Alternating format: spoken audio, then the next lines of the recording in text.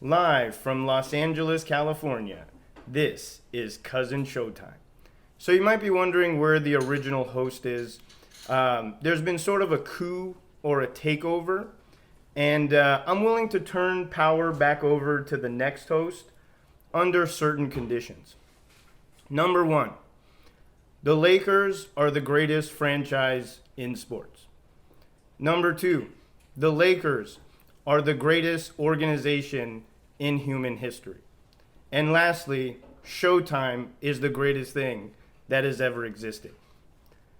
In addition to these conditions, I'd also like to propose a name change, or the possibility of changing the name of the show. This is where I'd like to get some fan interaction. So first, maybe we could vote on whether there should be a name change. And after that, maybe we can narrow it down to kind of a list of candidates or just a few names to use as maybe, for like an election, or people can vote and we'll change the name. But for now, maybe the show will be known as The Guy with the Podcast, or The Person with a Podcast. So again, I am Cousin Showtime, and you can think of me as kind of the alternate ego of the original host, or what the host would be like if he was a Laker fan, or if that person was a Laker fan, or maybe he's the Clipper version of me. You could think of it that way. But again, I am Cousin Showtime, and let's see if we have any possible hosts or people who maybe want to retake their position under the conditions that I've laid out. Are you done? I guess I'm done at this point. So, welcome to the show. That was Cousin Showtime's little spiel. And just remember to subscribe on YouTube as well as on Apple Podcasts. And, of course, to follow us on Spotify and Twitter and Instagram at Dime Dropper Pod. So, here we are with my very own cousin or uncle, whatever you want to call it. A huge Laker fan, obviously, as you can see from the decor. So, how does it feel to... By the way, the name change is likely not happening. And I encourage you guys... Actually, you know what? You guys can do what you feel. Yeah, let's make it democratic. At least let your... for interaction purposes. If they want to say, look, let's just keep the name, we'll keep the name. But let's at least put it out there. Come on. Put yourself out on the line. It's just such a perfect name for me. Let me actually thank you for reminding me, because I was actually, the whole point of this name change is this. So a dime, I know what dropping a dime is, right, in the basketball sense. But a dime dropper in the past was known as a snitch, or someone who would drop a dime to snitch on you. So how about this? Clip dropper. You drop clip and... a reference to something else, right? Yeah, I just don't want to be... That's just one of the candidates. So see, I'm saying let's build up a list of candidates. If the original name is the true champion of your podcast show, then we'll keep it. I bet you let's make it democratic. It's going to be a bunch of Laker fans suggesting ridiculous names about the Lakers being better than the Clippers. But okay, like you're in control, so it'll be up to your discretion. That's but true. Can we at least have a democratic process? Sure. For opinion-raising purposes, or to raise... get some type of, sense of what people want. All right. Let's drop the name suggestions, I guess. Public opinion. So let's talk about the recent championship. So how does it feel? It's been 10 years. That's the last time it was 12 years, the drought. How does it feel, especially with everything that's gone on this year, the championship? I mean, obviously it feels great. That's an obvious question. So that's it? Do you want me to elaborate on that? Look, as for people who support the Lakers... It's almost like we're just Laker fans are just trying to get as much as the Celtics. So it's almost like this process of getting that 17th championship. So it was a question of when, and now it's happening. It feels as though a lot of these... I really like that you're not on social media, because it seems... First of all, I am on social media, but go on. On what? Facebook? But yeah, we'll talk about it. Let's just keep it. You're not on all these Twitter, Make Instagram. Make your point, please. You don't see all the little trolls and all the ridiculousness that goes on. Yeah. And you have your own opinions. You don't get swayed very easily, which I like. What Look, I watch the news. I'm not, you're making Okay. it seem like I live under a cave or something. No, but I'm just saying, there's actually some people out there that seem more happy that the Clippers, like that the Lakers are better than the Clippers than the Celtics these days. How do you feel about Laker fans like that? I don't know. Let's just not address those types of people. Okay. Yeah, let's just move on. So that's coming from a true Laker fan, I don't guys. know. Do you want to repeat what you said? You give me that one more time. Laker fans that seem to like to talk more trash about the Clippers when the Lakers win than the Celtics. Okay, look. As a Lakers supporter, the number one enemy is the Celtics, right? So I myself, this is kind of weird, but I actually root for the Celtics to get to the finals so the Lakers can beat them. So as a Laker fan, that's the ideal situation. Game 7, 2010, Kobe Bryant, of course.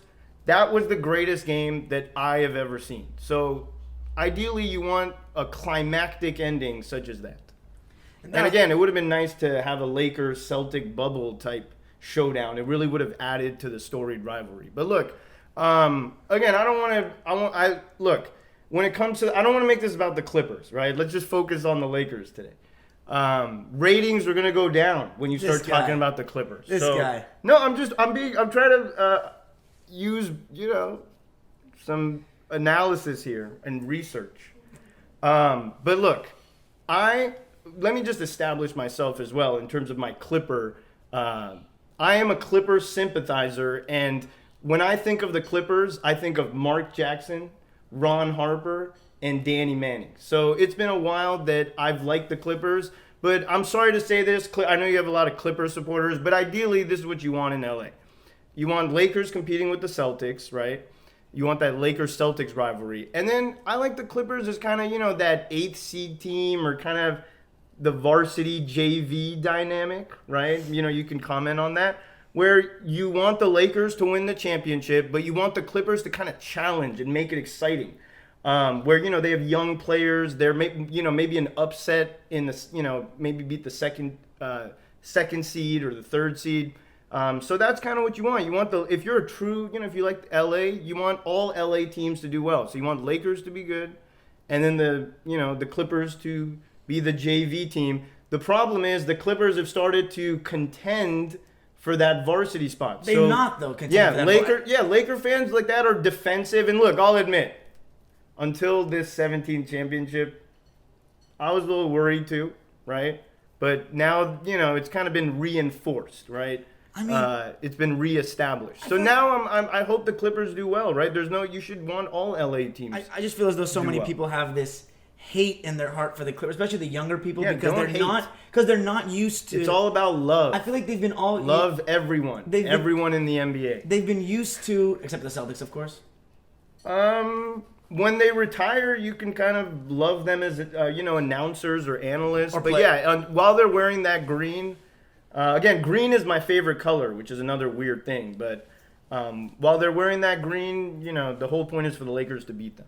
I mean, it just seems as though because there's so many people that have, I guess, only followed basketball when the Clippers have been somewhat competitive or in this last decade that seem to kind of forget that, no matter if the Clippers win 1 championship, 2 championships, okay, LA, this will always be... I don't know what you're talking about. I'm talking about... They seem so hell-bent on the fact that if we... It's not a threat if we win at all. That's why I just can't stand when... Well, look, it seems like people bask in the Clippers' misery so much. Let me say at this point, since you went on that note. But I also want to tell you about the good old days of the Clippers, too. But here's what... Good old days. Let me tell you something that's nice about when you go to Staples Center. When you look around, there is no Clipper... There's no trace of any Clipperness or any Clipper, right? Yeah. When you go to a Clipper game, there is some purple and gold up there, but LA Kings purple and gold. And until they were covering the banners, you'd see Laker stuff. So it would be kind of weird to go to a Laker game and then you have a Clipper banner there. So maybe with your own stadium, we can kind of accept a banner. But yeah, that's another kind of point of it. Don't taint the stadium with a banner or with your colors. Taint it? I would love to win in Staples Center. When there's 17 championships and then you have this blue and white thing up there, or blue, white, and red, or whatever. You're talking about the picture that they put over the thing? No, Or I'm you're just talking saying about if the Clippers when won? there's a Laker game, yeah. Oh. So I don't want to go to a Laker game and see the Clipper logo. So does that mean that you defend what Doc Rivers did by covering the banners? No, I'm saying I don't want to go to a Laker game. No, I know. And see. But what if a Clipper fan feels I don't the same like way? that. Back to I'm so glad you made that comment. That takes us back to the Celtics. So you know this. I knew maybe you were purposely steering it this way. I wasn't, but go for it. That's from Doc Rivers' Celtic attitude. That's when he true. came here, he wanted to be anti-Laker. Yeah. And kind of wanted to say, I wouldn't, if we were, if this was Boston, we wouldn't stand for something like that. So they cover the banners. Yeah, I think Hopefully that policy ends. without Doc, Yeah. I don't know. And like you said, here's the real Doc, right? Yeah, so, like, right, exactly. For The sure. only reason, Glenn. no disrespect to him, right? But he even recently said, right, I want to be called Glenn Rivers to, the real Doc. But yeah, there's a lot of good Laker fans, older time like yourself, that I do sympathize with the Clippers, and there've been a lot of them in the comments. But there are some that are just so bad that just seem to hate on us any chance they get, which is frustrating. Can you give me an opportunity to tell you when Dominique Wilkins Go for it. came to the Clippers? Go for it. That's when I was really excited about the Clippers. That's when I was like, oh, now I can, every night there's something exciting in LA, and just watching Dominique on the Clippers, that's, one thing that really started to say, look, it's okay to have two teams in LA. You have the Lakers, and then you could have, Dominique, and, he's really exciting. And of course, the young Bulls, who that is? Kind of put you on the spot here. The Knucklehead guys? Yeah. Q Rich and Darius Yeah, Miles? so that was a very exciting, Clipper team. But I'm going to end with this, and then we won't talk about the Clippers anymore. I like the Clippers. I was a Clipper sympathizer. I used to watch the Clippers on Channel 13, KCOP, right? That was the cool thing about the Clippers. If you didn't have cable, you could watch both their home games and their road games because it was all on the same channel, Channel 13. Whereas the Lakers, KCAL 9 was their road games, and then their home games on Prime Sports. But so I used to watch Clipper games, and then I'd go to school, and then I'd tell my friends, I'd say, oh yeah, the way the Clippers advertise is they pretty much show Kevin Garnett or highlights of other teams. And it's pretty much marketing like, hey, come watch the stars from the NBA beat on the Clippers. Or, hey, if you can't go to a Laker game, come to a Clipper game and you could see the stars of the NBA come beat on the Clippers. But look, at least I was talking about the Clippers. There was a time when people wouldn't even think of the Clippers or wouldn't even talk about the Clippers. So things have really changed. That's why it's so stupid to me when people say the Clippers need to move, they got to go. It's like if they would have moved, they would have moved like 20 years ago, not now when they've been building up. Yeah, people talk about Seattle, but I don't think Ridiculous. that's not good for LA. You got to think economically. We're also so into basketball as a city that I feel like we can like the both of LA, the teams sell out. LA It's not can like the have Chargers, two where they have- teams for every sport. That's how it should be. Although some would say, the Raiders should be one, if not one of those teams. My last question before we switch topics with the Clippers and don't talk about them is a lot of people are going to go to the comments and say, I can't believe you became a Clipper fan when you have somebody this pro Lakers in your life. What would you say to them? How hard you tried to convince me to steer Oh my them? goodness. I tried. That's why actually I give him credit. I'm very proud of my cousin. Hey, you just got to go with it. It makes it fun. Keep going. Hey, I'm very proud of my cousin because he doesn't give up. And you got to admire that. So his loyalty, and you know what? In the family, it's more fun to have some balance. If everyone's just pro Laker, then there's no controversy. So it's good to have someone who I remember you tried to tell me when I was like, But yeah, I'll try right now. I'm willing to take him in right now. Here. Take off that jersey right now. Sign up. We're taking new members. We're always taking new members. well, that's what they're all saying. So you can sign up whenever you want. I've called him. I've texted him. There were certain moments where I was like, all right, if now, now's the worst time, to be a Clipper. But, he just never, it's gone. I gave him this analogy. Remember this analogy? I said, imagine you're going down the wrong road and you're going down the wrong road for a really long time. And you say, look, I should have just made a U-turn a long time ago. But then you're like, you know what? I've just gone down so far. I'm just going to keep going and see what happens. It might be a dead end. I know I'm going in the wrong direction. But so I admire that. No, and it's funny because you told me when I want to say 9 or 10, was, okay, you don't have to like the Lakers more than the Clippers, but you at least like them equally. And I remember I tried, and I remember just the feeling that when you guys won, I would try to be like happy about it, but the feeling when we won, I actually felt like this internal joy. So like that's when you know your heart has just made up its mind and I can't switch. Yeah, you need to reflect on that more. We need to take, maybe that's another episode.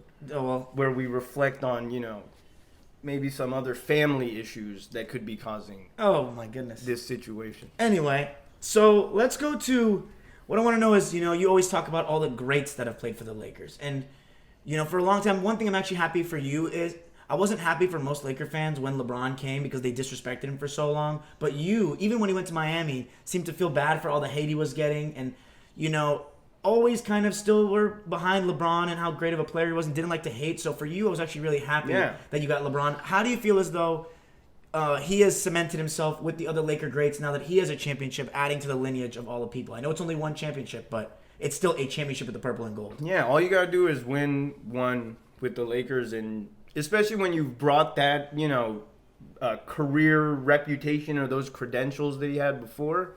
Yeah, it's just, one of the great things that LeBron did was suit up as a Laker.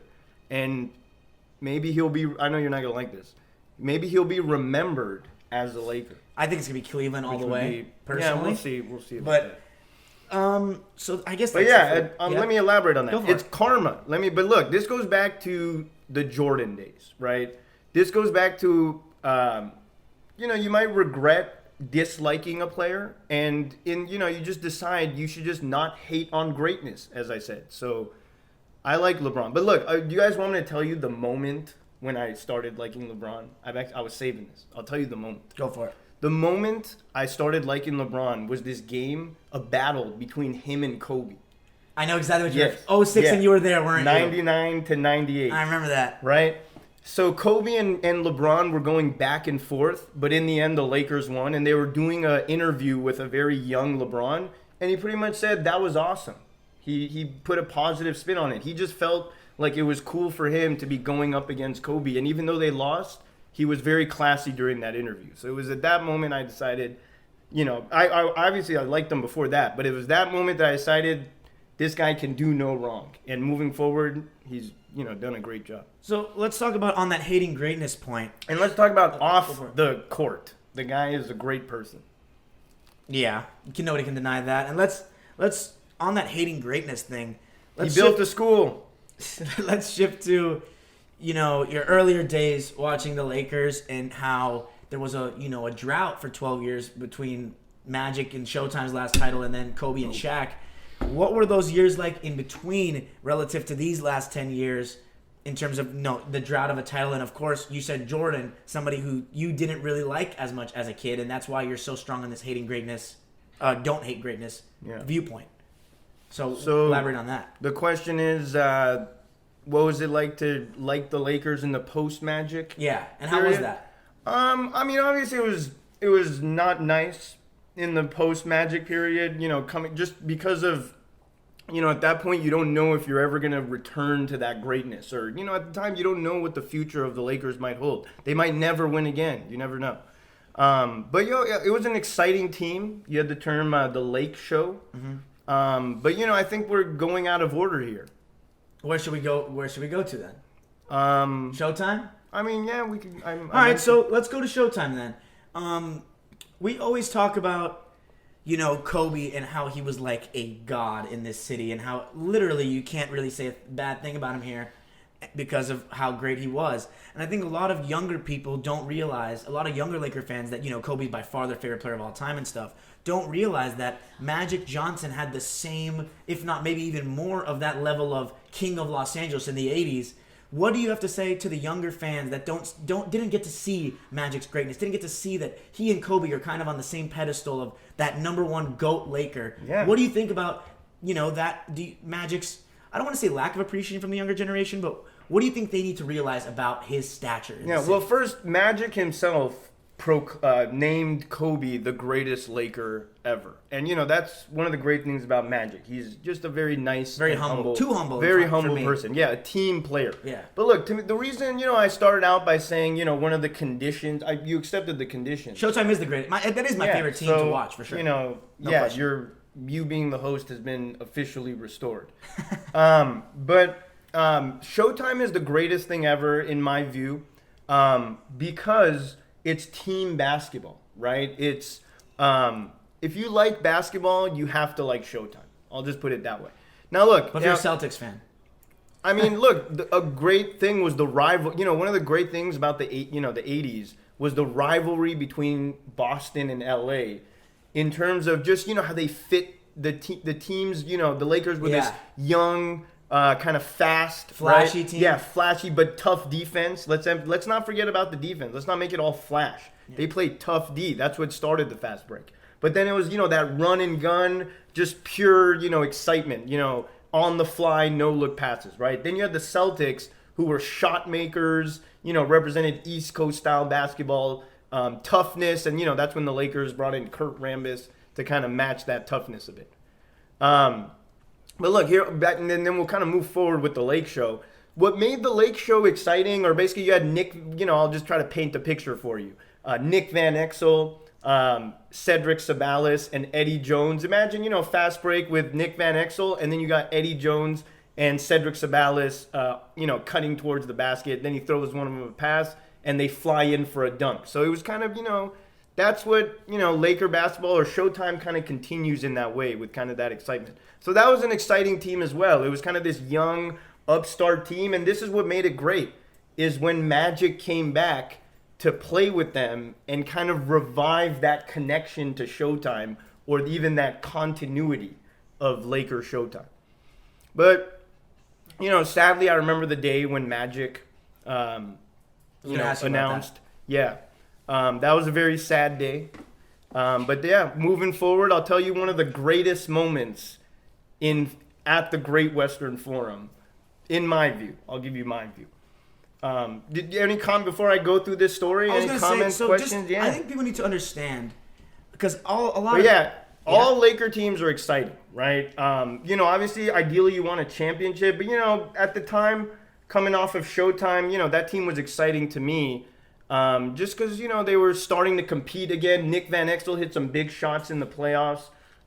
They beat the Seattle Supersonics in an exciting series, so they were kind of up and coming. But, I was very disappointed that, at the end, they wouldn't make it. And then you had teams like the Utah Jazz and then the Chicago Bulls in the finals. So yeah, that was kind of a disappointment. Those years were tough, just when the Lakers would, I don't want to say it, but sadly when they would be eliminated from contention. Now, look, sometimes I feel like the season should just be canceled. Like, when the Lakers get eliminated from contention, they should be like, look, at this point, we should just consider calling it a season. Well, I was going to say, a lot of people don't understand how, because now you see a lot of people joking about it because Magic's still alive and all that, but how serious and how much we didn't really know about the disease when it happened. People thought he was going to die. People were scared. Like, something like that could happen to you, or, how could this happen to a hero or, someone like Magic Johnson? So, yeah, he scared people. Because, it made people feel like, this could happen to anyone, or, no one's safe. Yeah, and then, so when you describe... But yeah, Magic, yeah, it's Magic or Kobe when it comes to the greatest Lakers ever. If you like team basketball and Showtime, obviously Magic. But see, then this is where we need to bring in Jordan, right? So Kobe is our Jordan +1. What's the +1? So Jordan +1. Oh, okay. I see what you're saying. I was gonna say, yeah, and I think that's really annoying because, I mean, I do see some people on like social media and stuff that I don't even think they're Laker fans. They're more just Kobe fans that try and like. That's great. If you're a Kobe fan, good for you. Listen, no, but it's not because wait good. For what I'm going to say. Be a Kobe fan. Wait for what I'm going to say though. They try to use. I've gotten into like. They're arguing about how much better Kobe Bryant is than Magic Johnson, and like saying, we don't need that argument. But that's not Kobe fans. Please address that. Within the Lakers, we don't need that argument, right? To me, it's like you have two kids that are both go on to be like millionaires, and it's like you're gonna try to choose between one of them. Magic said Kobe's the greatest Laker, and so. And it's like I feel as though it's kind of interesting because to me to love Kobe. I'm sorry to interrupt. No, go for it. Love Kobe, you should also love Magic. Magic was a mentor for Kobe. Kobe loved Magic. Kobe would tell you that Magic was the greatest Laker. Exactly. And I think it's interesting because you have a guy like Kobe who has the longevity thing going on for him. 20 years with the Lakers, no one's done that, and it's amazing. And then you look at Magic, who is more. They have the same amount of rings, but in that time that Magic Johnson played, you can argue that's like the best 12-year stretch of basketball like anyone's ever had ever in the history of the game. And he was. It's just so awesome watching, the old games and seeing how much everyone seems to love him and how he's just. We always talk about this, like the identity we were talking about of LA basketball and the Flash and stuff like that. There's no one person that seems to have built the Laker mantra and identity more than the Magic man. Yeah, exactly. Yeah. So Magic was running Showtime. What do you think about the moronic little kids that seem to always bring up that he traded Ivica Zubats and made a bad decision as an executive, and then he went on First Take and kind of didn't do great for the Laker organization? What do you have to say about that? Do you think? Look, Magic can do no wrong. That's what I was going to say. Even people who someone my age or whatever. Magic has just no matter what he does, he's the greatest ever. Yeah. So what he did for the Lakers. He can become, whatever. If he's responsible for the Lakers going 0-82, that doesn't take away from him, from anything about him. And that's what I try to tell people, is you guys have to understand, I know you may have not seen the greatness, but every single thing that you talk about, all those 16 rings, all the greatest franchise, literally that wouldn't be in place if it wasn't for Magic Johnson. So now we go to... Can I tell you a few quick stories? Yeah. First of all, I was with your father when they retired James Worthy's number. So was that before Magic coming back or after? That was before Magic coming back. How was that? It was great. It was the first, I wanted to see a number get retired. I wanted to see what it was like. But look, okay, so let me tell you. For me, I wanted to obviously mention, Magic, James Worthy, Kareem, just to put their names out there as part of this episode. So for me, I used to watch videos of Showtime. And that's what made me fall in love with basketball. To me, basketball is Showtime, and Showtime is basketball, right? So it's all about Showtime. And Showtime is not just what's going on going out on the floor. It's, the celebrities, the Laker girls, just the energy, right? The Laker games during that time was not just for basketball fans. It was for for celebrities. It was a place. I mean, it's still like that in certain ways, but it's like a place to be seen. In other words, you want to be seen there, and that could help your career. And that's where LA fans get that reputation of they're just there to. Back then, no one had cell phones, but if anyone would be on a cell phone at a game, it'd be someone in the front row at a Laker game. But maybe we can address that at some other point. There's some Laker fans who are very loyal, get there on time. So, I want to also go against that. But for me, when Magic left, and then I used to just watch those videos over and over. My first Laker jersey was a Magic Johnson jersey. But this was, I was wearing it when Magic was already retired. And this is where, I'll tell you, growing up in LA during that time, I used to get made fun of being a Laker fan. That's absurd. Believe it or not. Yeah, I used to, when the Lakers would lose, I'd say, oh man, now I got to go to school tomorrow. That's me. That's me now. But yeah, continue. Yeah, because everyone was Bulls fans. Bandwagons? Bulls fans. Yeah. So, Jordan fans, you should say. Let me tell you, the red Jordan jersey was people who didn't even know what basketball was had that jersey because they would just buy that for anyone. It was just so common that, the black, at that point, the black Bulls jersey was coming out, and that was, something at least new. But, I didn't want to wear Jordans because I didn't want to be associated with the Bulls or being a Bulls fan. I like Barkley's shoe. For me, look, growing up, rap, basketball, and basketball shoes, and, and one or basketball, attire, stuff like that. So what do you have to say about the? So you legitimately used to go to school and I want to finish that point. Sorry. Remember, it said today's kind of a takeover. Look, I'd go to Laker games, and you'd hear more of a roar for Chicago fans. Wow, that's crazy. Or when they announced the starting lineup for the Bulls or Jordan, you'd hear more of a roar for him, and I was like, how is this happening in Los Angeles? Or have people forgotten about Showtime? Because people back then, Converse and the Lakers were like your dad's team or like that old man team, and it's all about Jordans and the Bulls. Yeah, I mean, so those years when Jordan was dominating in between, when you those years you're describing, did you root for Jordan to fail because it was so annoying as a kid? No comment.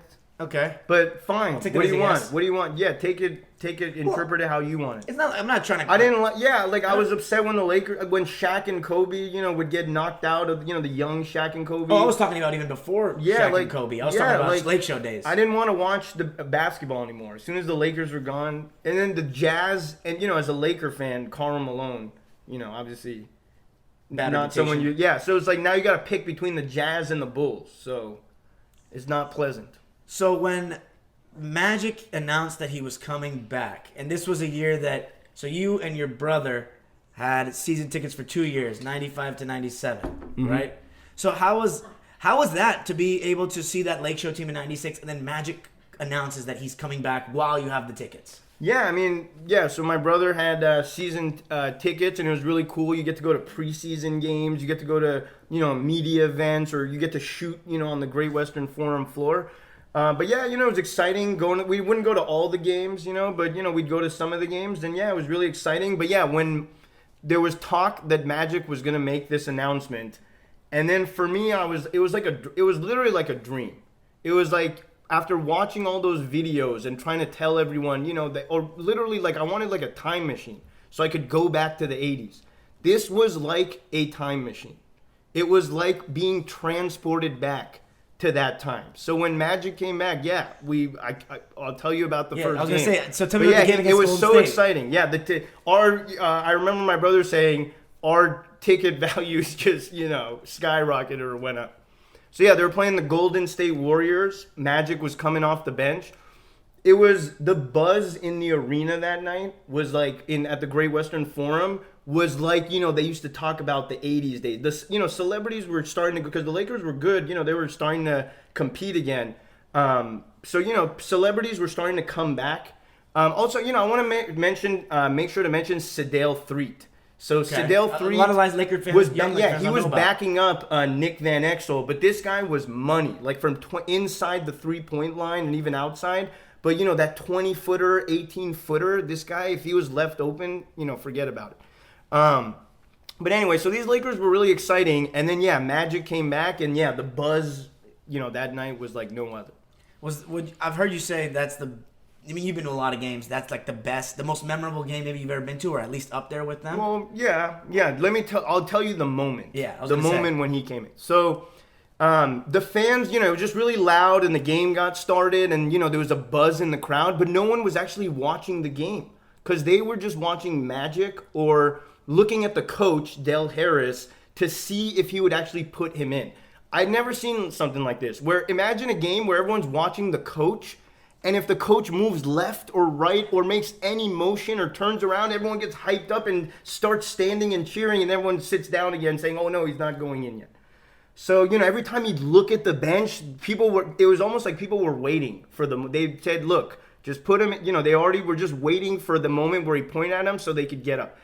The moment when he pointed at him and it was clear that Magic was about to come in the game, I'd never heard a roar like that. You're making me have chills right now. I know, I'm getting I'm tears in my eyes, chills. Look, when he stood up, it was almost like someone just hit the game-winning 3 at Game 7 of the NBA Finals.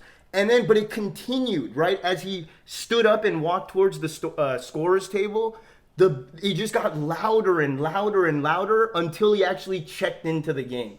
And, if you look at the box score for that night, or, for one night, it was almost like, we had been literally transported back in time. What about that? When Showtime had been restored. When he came in that little ball fake? Yes, I was going to let you have that. But yeah. That's when, people were saying, hey, he's the Magic of old. Yeah, Magic's back. And look, the interesting thing, I actually went to a game with your father where Magic was the coach. So imagine seeing, watching the videos, the Showtime, and then the guy coaches, which is kind of a disappointment. You'd rather have him out playing, but then he comes back and actually plays. So that's another interesting thing that happened there. I was gonna say, but yeah, that was a great moment. It's crazy because I love hearing you talk about it because even you said didn't get to catch Oh yeah, and you should ask my brother about the Forum Club. He'll tell you more about that. But these roast beef sandwiches. Maybe we can have another discussion about. I was gonna say Forum Club. I love talking to you about it because you're someone that you got to, and we're gonna get into it in a second since we're going in this timeline. You saw Kobe from the day he first put on the jersey till the end, but still and I asked you who's your favorite player of all time, and you don't put Kobe over Magic. You just put them in the same pedestal, and for someone who didn't even get to see the whole of Magic Johnson, I just think that shows how much appreciation you have for him as a Laker fan. I encourage the younger kids that. You don't.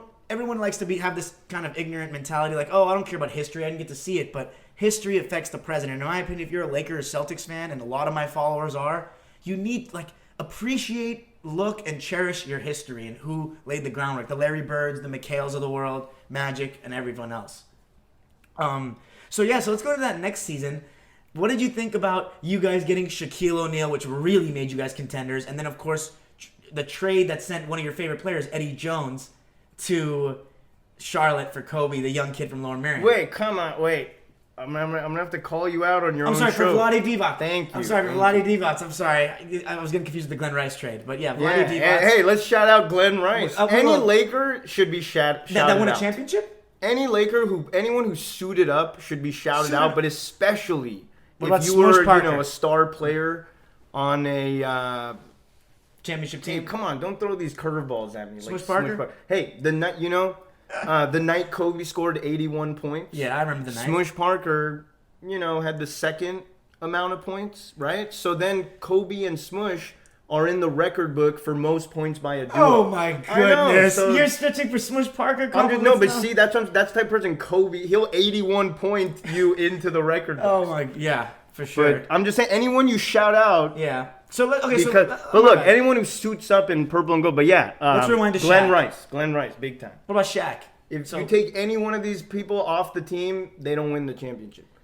So when we start off with so let's talk about Shaq. Shaq, and then Diesel. of course trading Diesel. You liked Vlade a lot, though, didn't you? A lot of Laker fans just remember him now as the guy that tipped the ball out to Big Shot Rob, but he was good on the Lakers for a bit. Yeah. He was. He used to make things happen. Kind of a finesse style center. Yeah, European style. Before during those Lake Show days, we were talking about Cedric Sabalas. Hey, Eldon Campbell. Eldon Campbell had a back to the basket type game. Power forward. Back then, we used to, they would post him up. Yeah. So back then, the power forward was the type of person who would post up. And then Vlade was, more European style, face to the basket. But when you guys so how was that thing when you got Shaq and you knew that as another prices go up moment for you guys? What did you think, oh my God, we better win now, or did we have to win? Yeah. And then Shaq, was an exciting, he was just someone, he was a cool guy. He's someone that, was just an exciting, in terms of his media and endorsements, he was just an exciting person throughout the league. So it was like an exciting person coming to the Lakers. But everyone knows Shaq and the Lakers fit very well together, Shaq in Los Angeles. Did you ever imagine when Vlade was traded for Kobe that this guy would be anything close to, Michael Jordan? No, people were talking about, they were saying this is the next Jordan. But here, let me, for some of your listeners, maybe you've heard of Harold Miner? Yeah. Yeah, well, I'm sure you won the dunk contest. Yeah. Yeah, but people used to say, they used to call him Baby Jordan. So there was a lot of these, he's the next Jordan.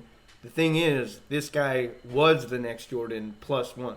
So yeah, people were talking about it. And yeah, what I was thinking was, if we could get anyone who's like Jordan, or at least the type of person who can kind of create his own shot and actually not miss constantly, then that'll be good. So yeah. So when you guys had that 98 team that had Eddie Jones, Nick Van Exel, Shaq, the four Kobe, All-Stars. Yeah. And then I remember watching that with my friends. And it was raining in LA. It was flooded on my friend's street. And then, of course, the disappointment in losing to the team you said that you despised growing up more than anyone, the Jazz. Was that a moment where you thought, wow, maybe it's just not meant to be for us, since you hadn't seen the championship like that, or don't remember? That's how it felt. Yeah. That's how it felt. So, yeah. Was it was the feeling much better when you saw the 2000 championship than, let's say, 2020? You know what I mean? Was that your first. Was that your favorite one that you saw? Something you'll never forget. Yeah. What did you say there? Was that the most special one for you personally as a fan? Yes. 2000? Yeah. How was that? Did you think that you guys were going to lose to Portland in Game 7 when it was going on? No, I somehow had hope. I remember I was watching that with one of my really close friends.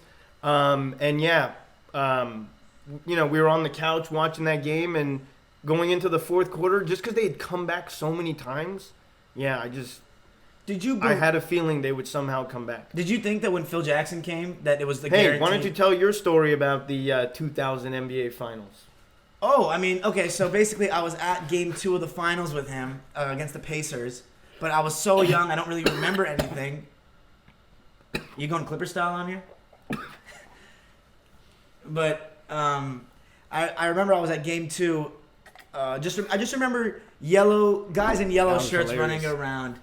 But that's about it. Game 2 of the final. So you remember that? How was that? And then you said you were also at the game where Shaq hit that turnaround jump hook against the Utah. Jazz. That was at the Forum. Yeah. Yes. So how were some of those games? Describe some of your favorite games besides that Magic game that you remember that you cherish. The Bulls. Sadly, yeah. Well, I saw Michael Jordan, Dennis Rodman, and Scottie Pippen against Magic Johnson.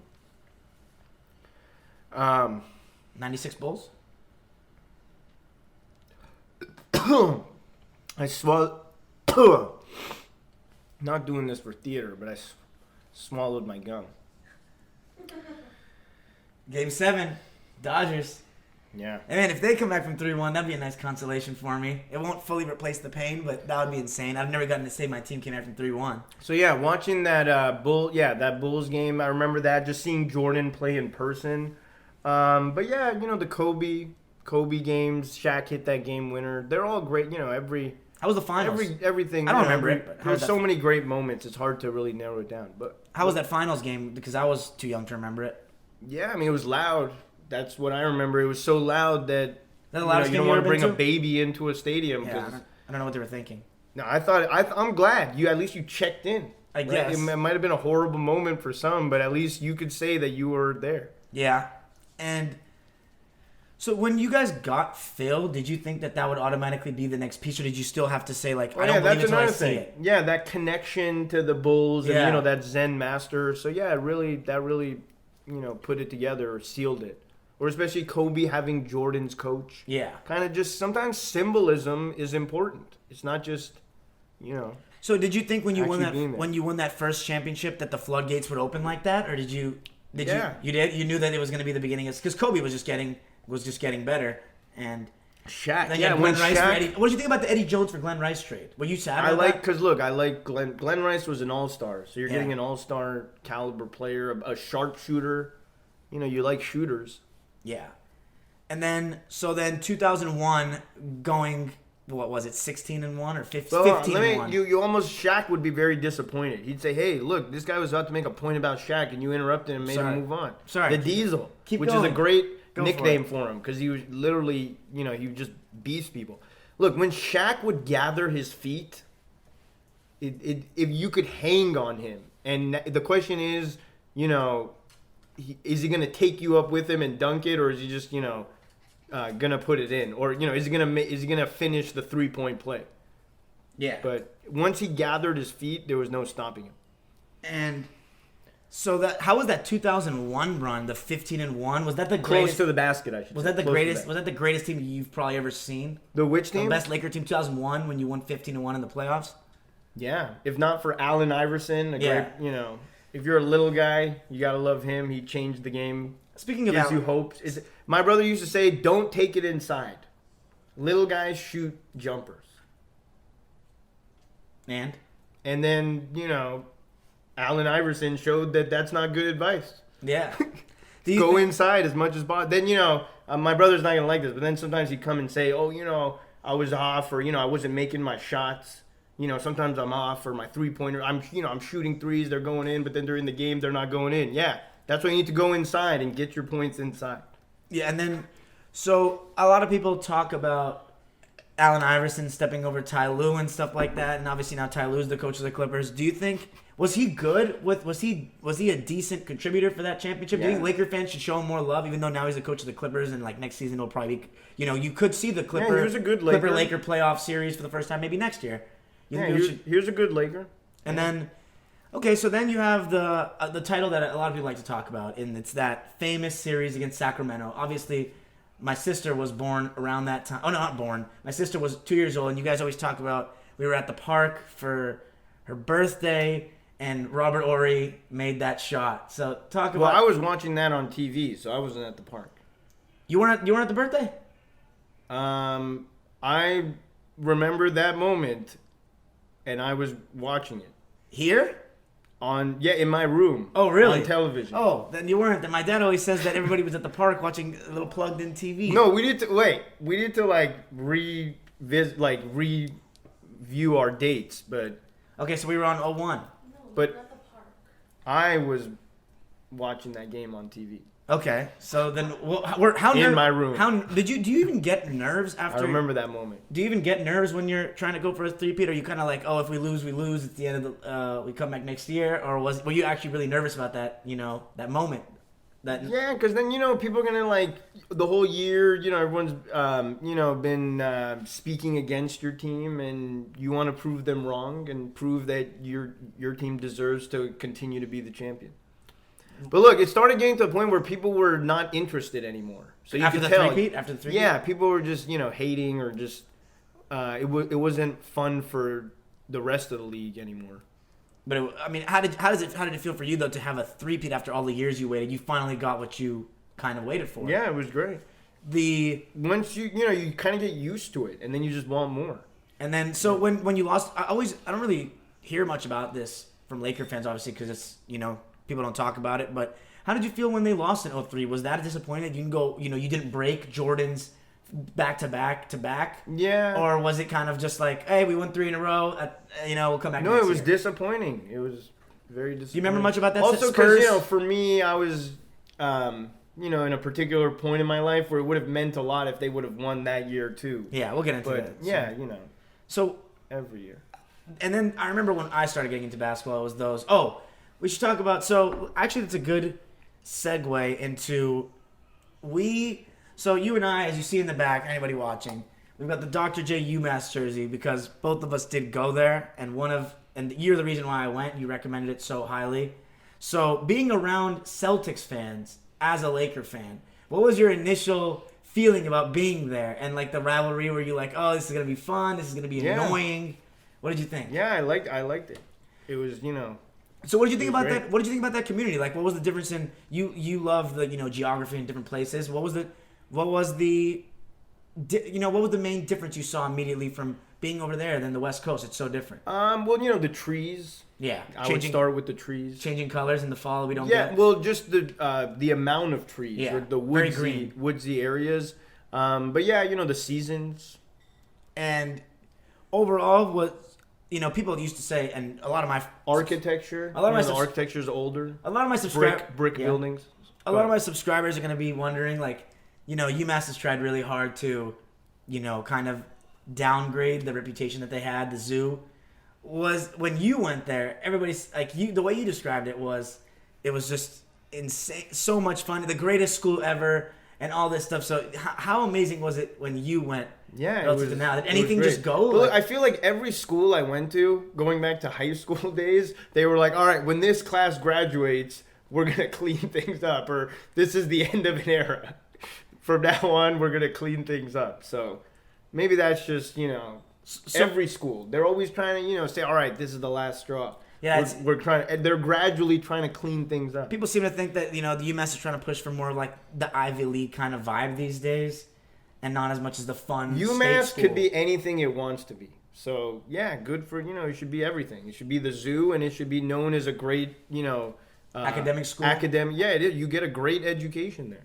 Do you still... I wouldn't be the person I am if it wasn't for the University of Massachusetts. And I would concur. And I really thank you for pushing me in that direction. You didn't even have to push me. I didn't even consider going to UMass when I was growing up. I was just like, I may apply, but when I was going for the applications, I didn't. Out of high school, I had no chance, so I had to do the exchange. Look, when I was talking about when I was in junior high, I was all about basketball and rap music. I remember those were the Marcus Camby days, right? So UMass, I won't name the brand. I learned things like that at the University of Massachusetts. But, they had a cool sponsor and, Marcus Camby. So I remember even in junior high, I remember I had a friend who said, I like UConn, I like UMass. And, I always just loved UMass and, the team name. I thought it was very fitting. So, I have memories of UMass before I even went there as a person growing up here in LA or in Southern California. And what would you say the difference is in, like, for example, the people? Would you say what's the difference in the people? Obviously, every person's different, but obviously there are an East Coast person, a West Coast person. And what do you think, like, what's the mentality difference? What's their lifestyle compared to ours? Do you know? Yeah, the people are amazing. That's what makes, the East Coast what it is. Would you say people here are more... All right, let's not. Oh, I should say, I know some people in the room are listening as well. A lot of that time was also defined by the East Coast, West Coast rivalry in rap and hip hop too. So, that was also kind of, when it comes to sports and LA pride or California pride, I also want to mention that. But yeah, people are great everywhere, right? Let's try to keep it positive. What did you notice about... Okay, what about Celtics? But the East Coast West Coast rivalry taught you that the West Coast reigns supreme. Yes. What would you say the difference between Celtics fans and Laker fans are? Do you think Laker fans are? I'll give you my observations. Look, people from Massachusetts are great, but Boston fans, that's another category. And what's the category? Well, a lot of them are listening though. I want to hear what your take is. Okay, I'll just say this: they already know this. They hate other teams more than they like their own team. That's how I feel about. So to me, when the Yankees Red Sox had already been eliminated, then the Yankees would lose and there would be riots and people would be yelling, you know what they're yelling. Yeah. People would buy you shirts that says that on it, so even if you're from California. Speaking of which, you were there during the insanely talked about Red Sox coming back from 3-0 to the dorms would shake when someone would get a base hit or just a base hit, not even a run. The dorm would just... So you saw like a couple Pats riots when they won. Yeah. The Red Sox, and they were yelling the Yankees thing at the riot when the Patriots would win. Oh, so what did you think about? What was the most, I guess, epic? I love Massachusetts. I love New England. What was the peak riot? Was it the Red Sox? The Red. Far? There's videos on this online. Go look at them. DC jumper, but I saw that Dining live. Common? I saw that. I saw the guy jump off the DC in Southwest. Yeah, well, off the Dining Common. Burke. The DC stands for Dining Common or Dining Hall. But yeah, look, he's up there. And then the cops are kind of have him cornered, and he pretty much has no choice but to jump off the ledge. And the people in the crowd were saying, no, don't jump, because they kind of didn't want to catch him. And he jumped, and I heard he broke his leg, but, you can watch that video online. Similar thing happened to my friend who was standing on, like, a pole after the Red Sox beat us, but I wasn't at the riot, obviously. I was sad because we lost. Yeah. Look, I don't want to promote this type of behavior, right? People riot for political reasons, right? We're talking about sports here. Yeah. But look, back then you had AOL Instant Messenger or AIM, right? People would have kind of counter strategies. They say, okay, look, everyone knows the cops are going to be at Southwest, right? So everyone would be at Southwest, and then they would write in the message, as soon as the police come to Southwest, then everyone go to the campus pond. And then there was a situation where two people went into the campus pond and they met in the middle and started hugging each other. But it was funny because it was like watching like a military battle. You had these armored police or riot police who would run and get on a bus, and then, they would quickly be transported from Southwest to the campus pond where they would get off the bus and get back into the action. So it was like, get on the bus, quick stop, and then back into the action. I honestly, obviously, there was 2 riots when I was there, but I obviously didn't go because LA was the loser in the circumstances for both, so it was really sad for me. I couldn't be around all those happy people. And look, to me, I was like, look, I'm just here to witness being part of UMass. It has nothing to do with who won or who Well, lost. you didn't have to deal So with you the should've Dodgers went. losing. Whatever. You didn't deal with the Dodgers losing. I know, it would have been different, so Yeah. I'm glad. So Yeah. once again, Exactly. Honestly, I would have gone to the Riot. have a If it was- different If it was perspective the than Pats I do. Falcons, if I was there for the Pats Falcons, I would have See, been for there. me, like wearing a Dodger hat back there was kind of neutral. It was like, hey, they're in the NL, Yeah. the only real baseball league. Well, now things are changing. Yeah. Let's not get into that, but DH, that's not real baseball. What did you think? Of, Double switch. You guys know what that is? Here we're talking to Boston people, right? Yeah, Or of course. AL people. Do you course. guys even know what a double switch is? Why don't you write some comments? Let us know why you would do that or what that is. and then so we have the. No, I'm glad they have diversity though. One has the DH, one's kind of like arena football. The other one's like, regular football. I'd say regular baseball. what I picked up on when I was there is I thought it was awesome to just be around. I've been around Laker fans my whole life and their storied history and fans, and then I've been around all Celtics fans and seen their storied history and how their fans act. And what I picked up is I think we're a lot more into basketball. Personally, I think they're more into football and as you said, they're very one of the colonies, American, very more patriotic than we are, I'd say. And they love, the Red Sox. And the spirit of America. Yeah, the Pats are right now. I mean, I don't know if this was the case when you went, but the Pats now are just the team. Like every Sunday is a holiday. Yeah, because they just wanted the Red Sox to win, and then now that's happened, move on to the Pats. The Celtics are very popular, but it's not this. Like I feel like everyone. Like let me give an example. In 2018, I was there, and it's the season that you guys had Lonzo as a rookie. And it seemed like you guys were talking about the Lakers as much as they were talking about the Celtics, and they were one game away from the finals. And that just shows you to me how much we're so into basketball. But I'd say you told me this before I went, they're more into sports in New England than we are here. Yeah, everyone. Yeah. And I think that they're not as arrogant Celtics fans as you guys are, I'd say. But I think that their arrogance comes with the Pats and with Boston sports as a whole. How was it? Because this Boston sports thing of them being like the city of champions, and this didn't start till like this century. Like, City of champions. That's what they call themselves now. What do you have to say about that? Inglewood is the city of champions. Well, that was because of the Lakers, right? Yeah, Inglewood is known as the city of champions. What did you I'll think? just say that. What did you think of? But for you listeners, Inglewood is a separate city. Well, yeah, that's the same No, I'm as just like letting you know. Santa Monica's a separate city. Yeah, technically. Santa Monica But is you a know it's separate called city. LA County.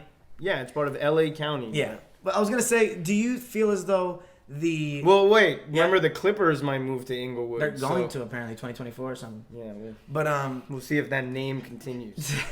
I was gonna say, so no, but what's your was it like that when you went, that this Boston sports arrogance of we win and everything, or was that just starting, or was that not existent at all? Because they literally It was brag starting. so much. It was because the Pats. Yeah. Had one, so It was starting. You said starting. What was- but what was for the some- Red Sox, it was starting, but for the Pats, it was already underway. And what was the? And obviously the Celtics hadn't won since Bird. This wasn't 08 yet. Yeah, so yeah. for me, they had that. They just, what's funny is like whenever the Celtics lose, these guys just deflect into another sport. Like, oh, but the Pats just did this. It's like, just take your L, man. The Celtics haven't won in so long.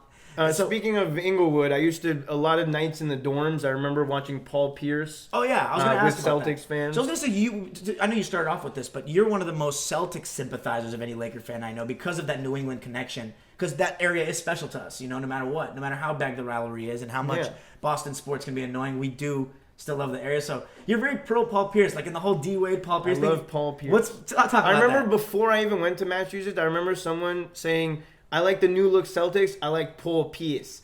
And then just hearing that person speak like that, I was like, I can't wait to go live in that state or go to UMass. How or are live those? in Massachusetts. And how are those teams? And was it fun to be like, the Lakers are the top dog, and you guys are just like not as good as us right now when you went there? Yeah. And then you had, Paul Pierce kind of, could create his own shot, handles. Of course. So that was fun to watch. Did you? I remember at the time, T-Mac and Paul Pierce were some of my favorite players to watch in terms of going one-on-one. Were you hoping? Besides Kobe, of course. Were you hoping for more than anything for a Celtics-Lakers finals while you were there? Yeah. That's what I want. Look, they had Antoine Walker, and I kept telling them, look, until, with Antoine Walker, Paul Pierce, we'll see, if you guys can make it to So the you're finals. basically saying that you don't think Antoine Walker was this good enough to be that I second thought he was, championship exactly. team? That's what I used to, but let me tell And you he something about wasn't. Celtics fans. They were so loyal. They loved Antoine Walker so much. They would fight, tooth and nail. For But Antoine Walker? Antoine Walker is all we need. That's so funny. We'll get there. So when you were around there for we actually skipped over this, but the Pistons versus Lakers, and you said that was a moment for you when you realized that I can never be overconfident about the Lakers or sports ever again. Talk about that for a Yeah, second. it was tough. Yeah. So I remember I was in a house. So you were in over there. Amherst, and I didn't want to go downstairs after the results. Oh, I can relate.